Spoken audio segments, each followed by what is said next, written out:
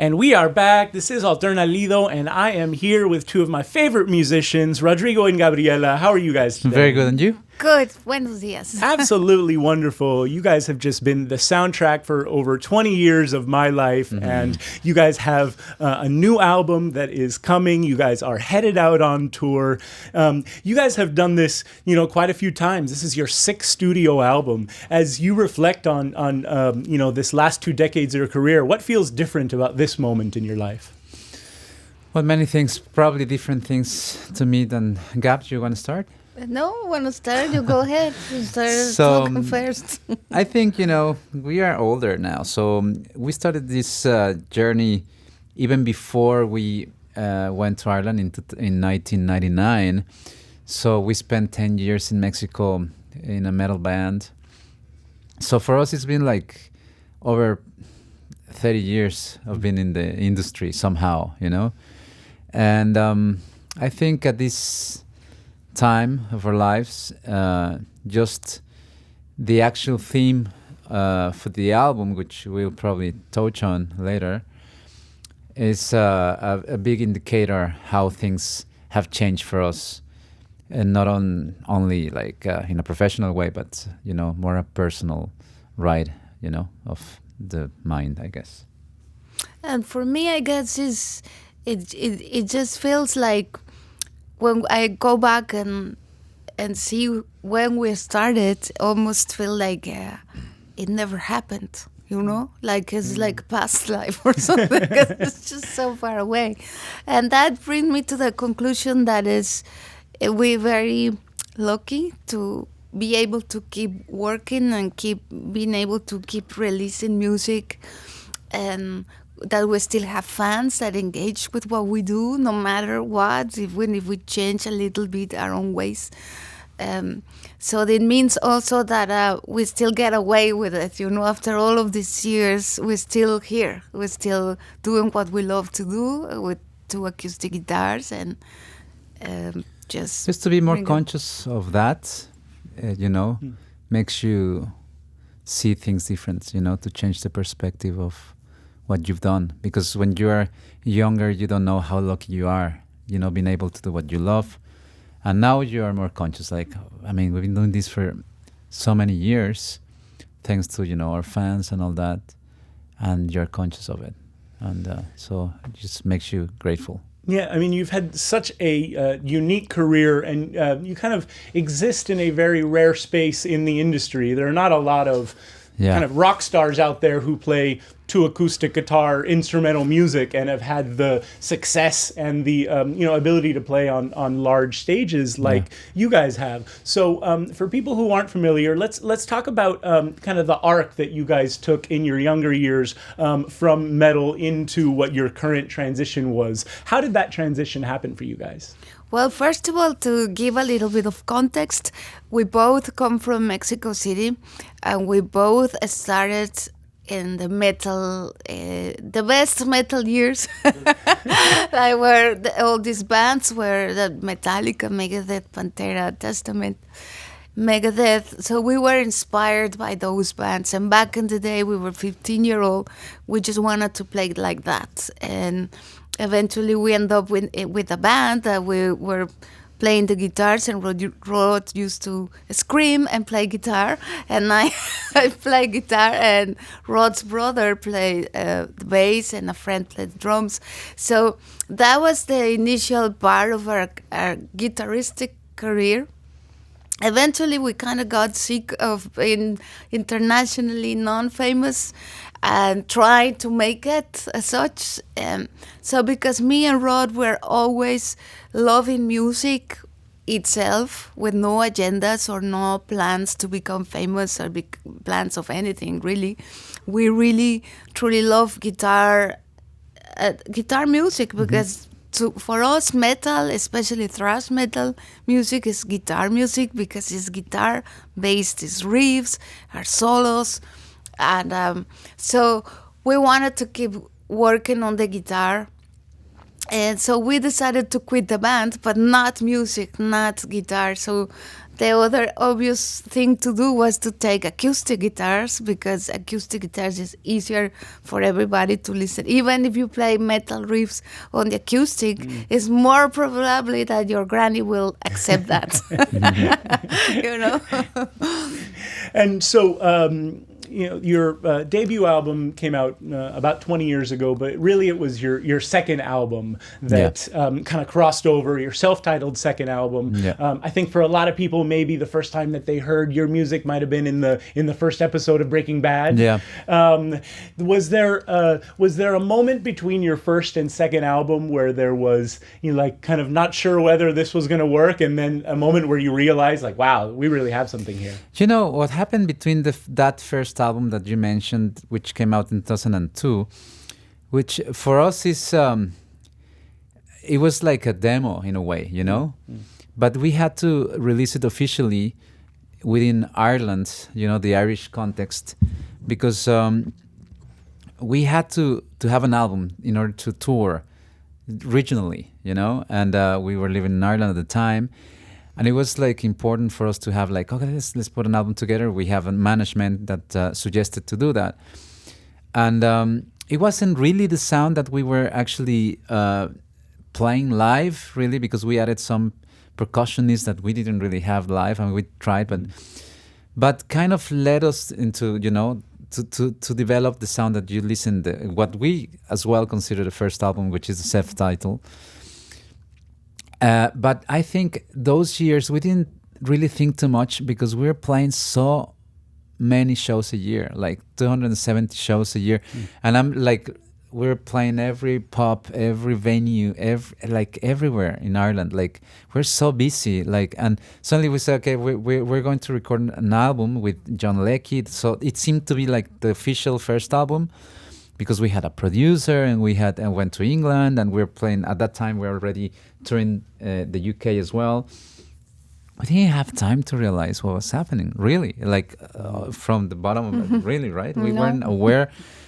For us, we're so like living on the road, and suddenly that album came out, and suddenly it reached #1 in Ireland, beating Arctic Monkeys and Johnny Cash. And then kind of realized, like, oh, okay, we are actually professional musicians, finally, It was weird. Yeah. So my first job in the industry, I was working at a record label, and part of my job as like bottom of the line was that I had to get the charts every single day, the Latin alternative, I think it was the iTunes charts, and report it to my boss. Who's #1? And every single day for years, I would see that snake eye right there at #1. So I got to ask about the album cover from that album. Yeah. Where'd that eye come from? This is a whole story, like it goes back full circle. When we went to Europe, we changed the electric guitars for the acoustic, and then we came to Europe and to Ireland and all what Rod was talking about. Just before we were pushed to record that album, the Crocodile album, we were so tired, exhausted, and we wanted to go back to Zihuatanejo, because already happened a lot of years of us living in Europe and the UK and Ireland. And you see the weather, how was this week here? It was like that, but worse. So Every day. we were, and with touring like that, with that weather, it was just like crazy. So we begged our management and label, please send us to Mexico, to the beach, and we will record a great album there. And so we convinced them to do that. We brought two Irish guys with us, and that was not a good idea, because Irish and Mexicans were just drinking beer all day and swim, and it was like, fake it, we're just whatever, we'll record the album at some point. So when the full month happened, we didn't have that album, and that's where our manager at that time said, like, Jesus Christ, you need to really record this album. And he contacted John Leckie, which is his legendary producer. It was amazing to work with him. So we recorded it in Bath in England, and it was Robert Plant It was in the same studios recording one of his albums there. And we just show up, and in 15 days we recorded our album with John Leckie, the three of us. And but the eye doesn't. Sorry. The eye is. This is important because on that trip when we were supposed to record this album, we went to this area in Zihuatanejo, and this is a beautiful place in the world full of mangroves and a lot of crocodiles. But there are not like Miami crocodiles. These guys are very laid back. Mexican they're kind of like Mañana. And so we saw this guy called Tamakun, well, that's what his surname is.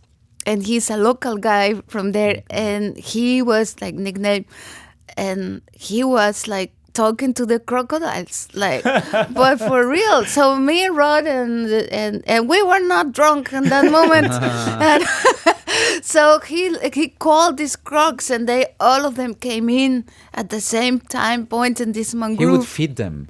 He would feed them, and he would just jump on them. It was like their friends, and they were His just pets, so cool. yeah. His pets, but it was very impressive. It just took a really. We were impressed. It's all on camera actually, and that's how me and Rod we decided everything, because we're instrumental act. We want to share our experiences through the music we do. And I think somehow all of these experiences that are so deep and profound, like this guy with the crocs and this nature, all of this nature that is so beautiful over there, we wanted to portray it somehow in the music. And so that's how we call that track Tamakun, like an homage to the crocs and to that guy, you know. And this is one of your classic tracks, Tamakun. Yes. Have you guys reconnected with him? Has he been able to come to one of your shows and see you? He's a little bit of a crazy man, probably. But yeah, he's still around. We reconnected him. Actually, we saw him like 2 years ago around in the street. He's like, around. He's totally. He's old now. Yeah, he might he be must like be like 90 90, something. yeah. So we are talking to Rodrigo and Gabriela, our artist spotlight of the week. We've been talking about your guys' roots in the metal scene and the amazing success of your second album. Now we're gonna skip forward. You guys won Grammys, you toured the world, and you guys had a very active pandemic. You guys were one of those artists who stayed recording and releasing and live streaming and doing covers and connected with your fans through that whole time. And now you guys are here with a new album. You have an album coming out April 21st, In Between Thoughts, A New World. It has a lot of new sounds, a lot of new textures, electronic elements to it. There's like a lot of funk vamp on it. Yeah. Talk to us about the new directions you guys are moving in. Yeah, well, musically speaking, it was an exercise that we did actually without knowing that was going to become the new album, because we were in the middle of the pandemic, and then we were in the studio trapped, and we started writing this music based on this concept, like spiritual philosophical concept called Nondualism. And as we were kind of transforming this part of us, like spiritually speaking, we're writing this music without knowing that was going to be Rod and Gab album, and which is great for us. It was great just to experiment and be open to use different things, because we didn't think that was going to be a Rod and Gab album. We didn't think that way. Like we were just doing music without any agendas, really. And we had this story underneath that we were kind of playing around with, which had to do with the conceptual part of the album. And then we're writing the soundtrack for the story, in a way. And suddenly we realized after 9 songs, like we had, that we had an album. Then we added the orchestra. I mean, it was like a full-on. We added elements that we probably wouldn't have added if we had known that it was the new Rod and Gab album. But because we didn't know, we were free to do so. And that's how we ended up with this new sound, in a way. And you talk about kind of non-dualism as being a concept that informed a lot of the album, which is interesting because you guys are quite literally a duo. Exactly. That's where it goes, super duo. And usually in duos there's a balance, there's a yin and a yang, and one person compensates for the other one, and opposites attract. And somebody is more traditional, somebody's more experimental, somebody wants to go more maximalist, somebody wants to simplify things. What are the opposites that you guys bring musically to the group that you have to balance for each other? I think in this case, and I think in our particular case, music and personality kind of goes hands to hands, and we've totally yin and yang. And although this concept of non-dual, blah blah, but me and Rod were completely like in this dimension, we're completely dual. So it's always like black, white, yes, no, and back and forth. But I think that's the way, that's the magic of it. Just agree to disagree, and that's how we can create a lot of things. And what Rod was saying about the pandemic era, we had no agenda, and also it was the first time we stopped for the first time of 20 plus years of being on the road, crazy, and all of a sudden, bam, you don't go anywhere. So for us, because we have a studio at home, I was like a savior, and also we completely conditioned to work. And we're doers. We come from a generation of doing, So for us to stop just like that was like, wah! So at least for me was like a source of sort of anxiety, and everybody was anxious too, like what's gonna happen? We're gonna die? What's the story? So that's how me and Rod started to just processing all of this stress kind of thing and just being on the studio. And once we are immersed in the music, we didn't knew about the external world, So that's why we kept working and working and working and working.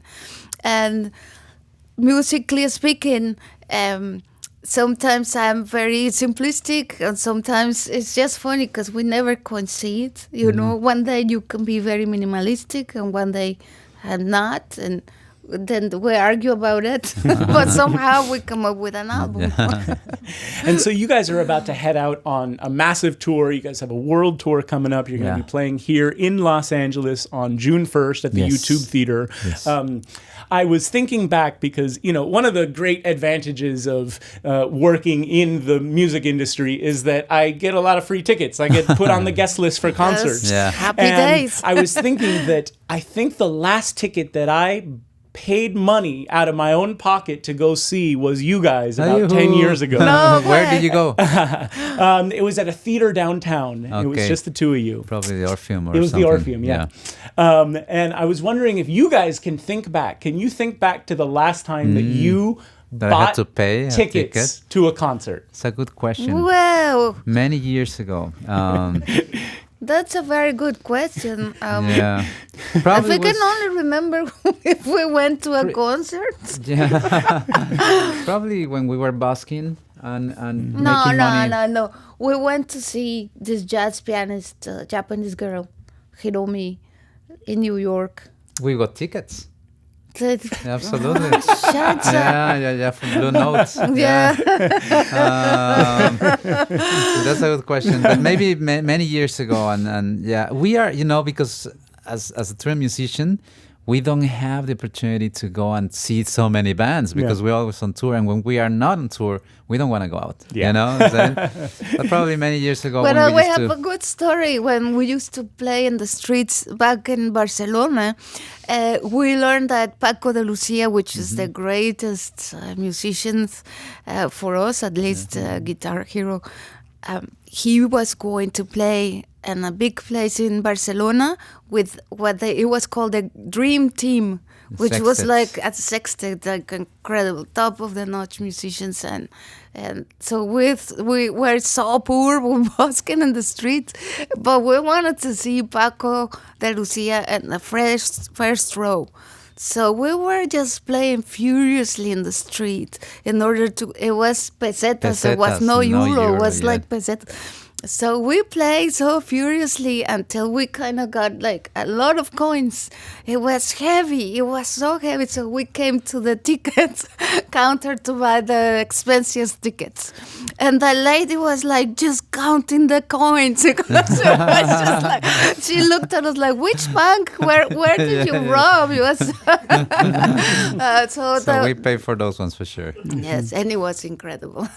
And I think that last time you were on the program, it was during the pandemic. We had to do the interview over Zoom, and it was not too long after Paco passed away in Mexico. That's right, yeah. And it was soon after you guys recorded with one of the other great flamenco guitarists of all time, Vicente Amigo. Yeah. And so I wanted to ask you guys about flamenco because, I think a lot of people might misinterpret your music as flamenco, and yet, of course, there's also been, I think, a lot of flamenco influence in your life. Mm-hmm. Talk to me about your history, your relationship with flamenco. That's very, very good question.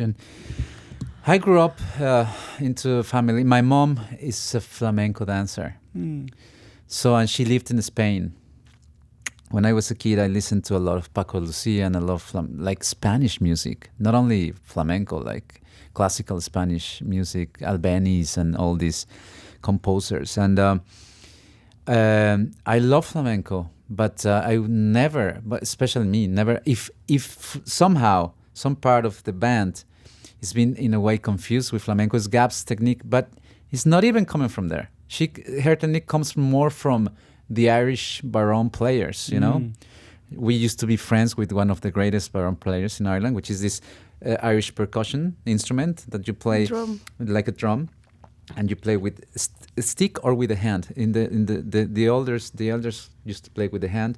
Gab learned a lot of these moves, from this kind of music, but we love flamenco, and as much as we love jazz, as much as we love thrash metal or whatever.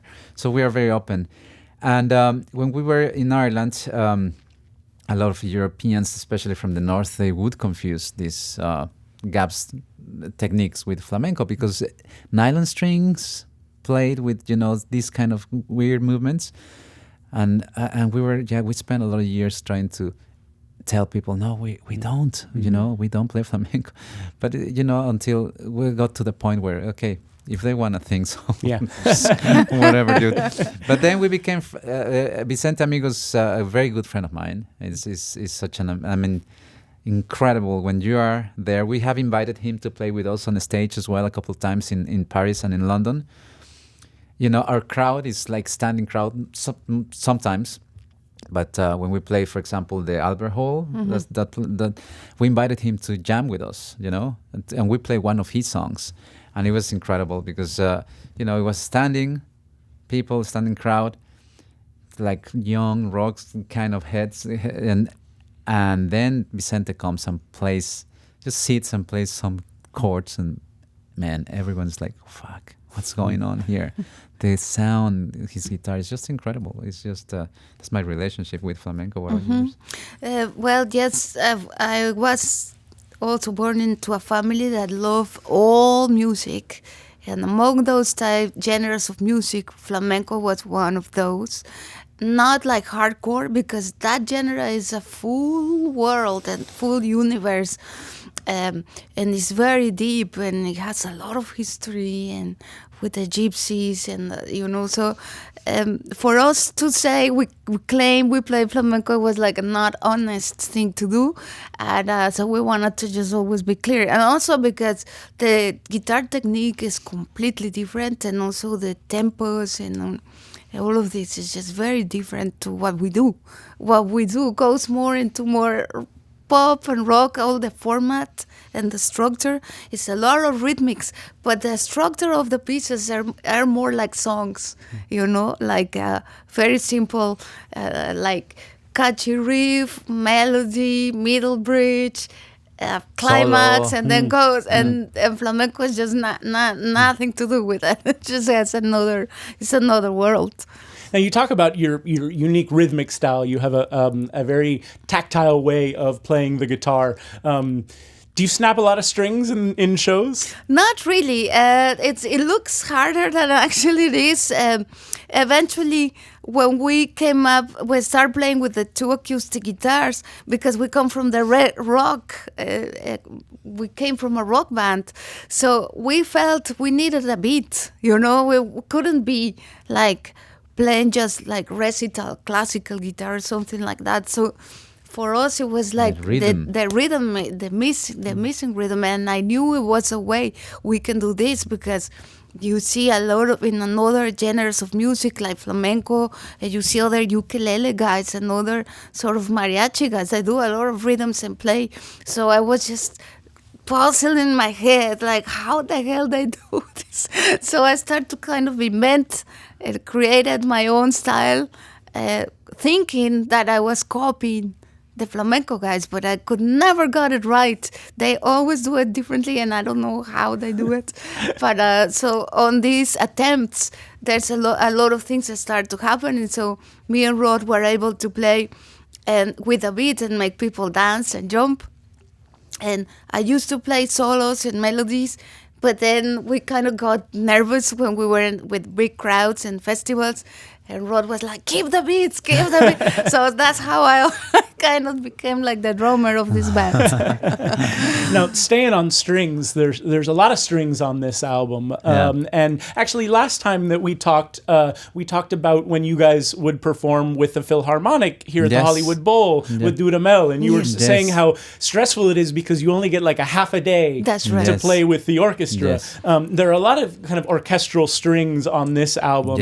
Talk about, was that something that was added on afterwards, or was that part of the songs from the beginning? It was actually added on afterwards because we finished the album, and again we didn't have any agendas, and we said, like, I think because this is like a soundtracky kind of feel, what about if we call Adam, which is the guy who's we worked with him before for the arrangements for these orchestra shows that we've done before.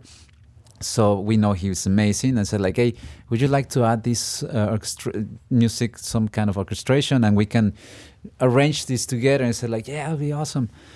And first of all, he was using, the samples, great, and sounded great, and said, like, okay, we should actually bring the real orchestra. And we couldn't travel because of the pandemic, but he could travel to Bulgaria. And he was in Vienna, and he said, like, let me just find a great orchestra in Bulgaria, and we can just talk. And we decided to go for it, I said, like, okay, talk to the orchestra, and they're incredible. The best orchestras in the world are there, actually. And so we went for it. And so the album is full on with 52 string orchestras. And we were seeing, this guy would send us the videos when they were recording to this thing that was happening. Out of nowhere, we had this full-on album with full-on orchestras, and it's like, what? And that was the story. Well, the album is beautiful. It has a very cinematic feel. Yes. As you have mentioned, we're playing the first single, Descending to Nowhere. The full album will be out April 21st, In Between Thoughts, A New World, and then you head out in this massive tour, going to be here in Los Angeles, June 1st at the YouTube Theater. And something that, is getting talked about more right now than before is kind of mental health for musicians and being in, because tour can be such a grueling experience. Yes. What lessons have you guys learned about maintaining healthy life on the road? Well, to me, the first lesson was no alcohol. Because back in the day, I loved it, and then living in Ireland, and I remember the first time we were so cold, so freezing, and we didn't have money, but we had enough to buy a pint of Guinness. So that moment was like, wow, fantastic. It's just with this little coin, they give me this big. It's like a dinner. So I got so addicted. But then once we start touring, and it was just incredibly journeys and playing everywhere. And at the beginning, he used to drive and I used to be navigator. How the hell we did this? Because there was no phones, there was no Google Maps. And so it was no time for drink. And then eventually I I give up drink alcohol altogether. Never smoke any stuff. I think music gives you a lot of crazy states.